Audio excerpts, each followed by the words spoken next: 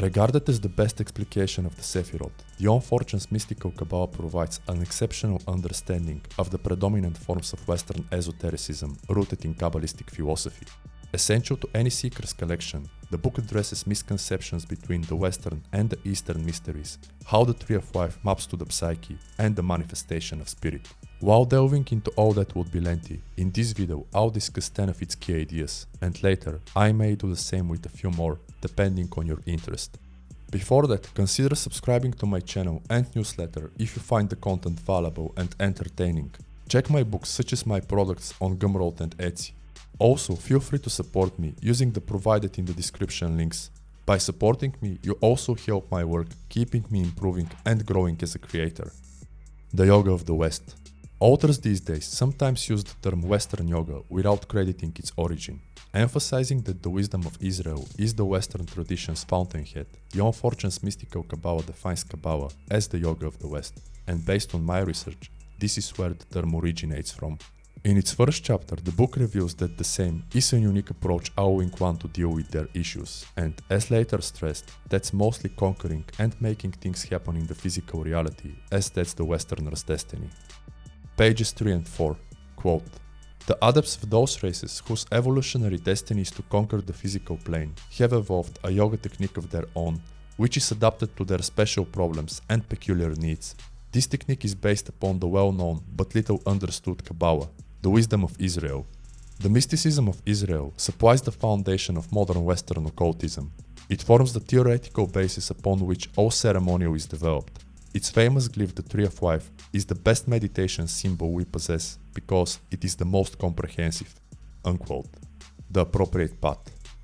Fortune explains that the appropriate path must fit one's temperament.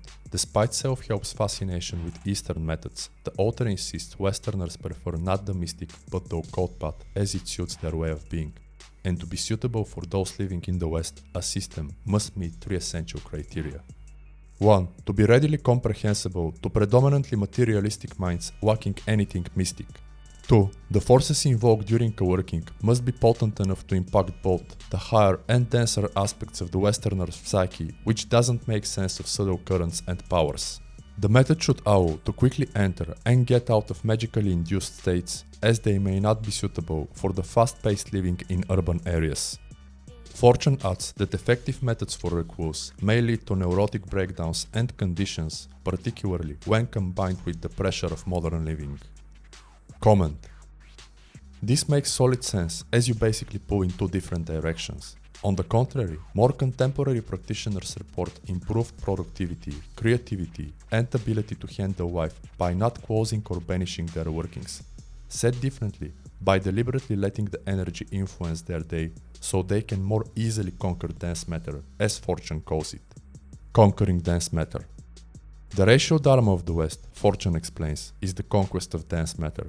The sooner that is realized, the quicker problems and misconceptions between the East and the West will disappear.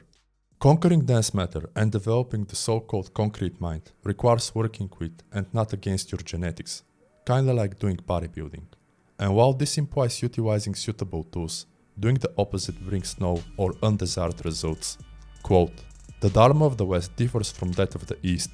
Is it therefore desirable to try and implant Eastern ideals in a Westerner? Withdrawal from the earth plane is not his line of progress. The normal healthy Westerner has no desire to escape from life. He searches to conquer it and reduce it to order and harmony. It is only the pathological types who long to seize upon the midnight with no pain, to be free from the wheel of birth and death. The normal Westerner temperament demands life, more life. It is the concentration of life force that the Western occultist seeks in his operations. He does not try to escape from matter into spirit, leaving an unconquered country behind him. He wants to bring the Godhead down into manhood and make divine law prevail even in the kingdom of shades." Unquote. Considering the internet and social media, I don't think this only applies to Westerners. For good and bad, the world now shares a ubiquitous global culture based on Western living, so the values and lifestyle of the West are no longer exclusive to the West.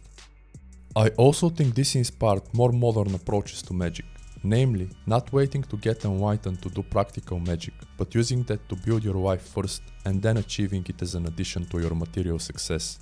Also, searching for meaning and mystical experiences by combining probability shifts with taking action in the physical reality, recognizing the divine in the mundane. Kether and practical magic. Having its roots in the heavens, the Tree of Life grows top to bottom. To achieve long-lasting results, workings must mimic that, moving from the highest to the lowest force or entity. Given that each operation must start with the highest power name of the Sephira or planet, i.e. Kether of Atzilut of that force. If not, magicians can never retain the results, as nature works against them with full force. Unlike people claiming Kether is unsuitable for practical work, Fortune objects it is involved in every properly structured operation. This ensures that the working follows cosmic law, and also that the powers and potential results come from the right place. Plus, you can actually work with Kether using Sun, Saturn or Mars hexagrams, depending on who you ask.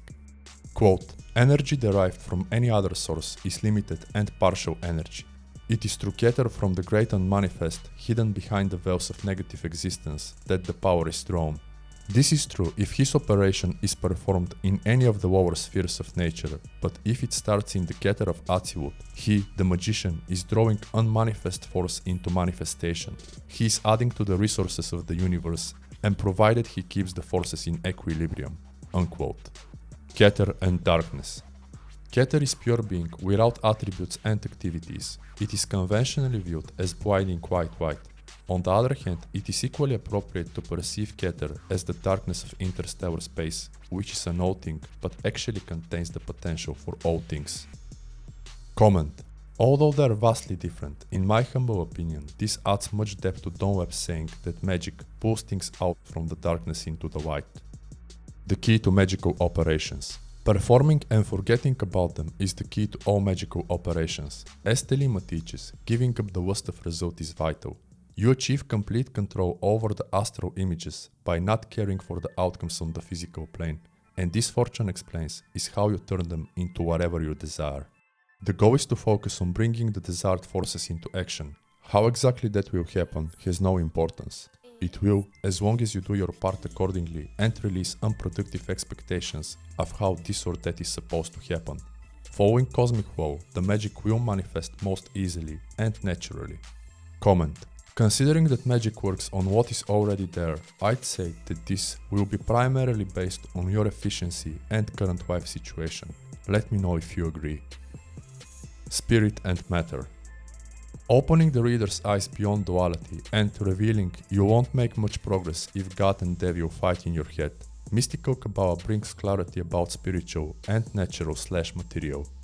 Unlike some associating the first with the highest good, whereas the former with the lowest evil, matter is crystallized spirit and spirit is volatilized matter. According to page 215, there really is not much difference between them, as they are like water and ice. In other words, the spiritual and natural are two different states of the same thing, and this is the great secret of alchemy and the philosophic basis of transmutation.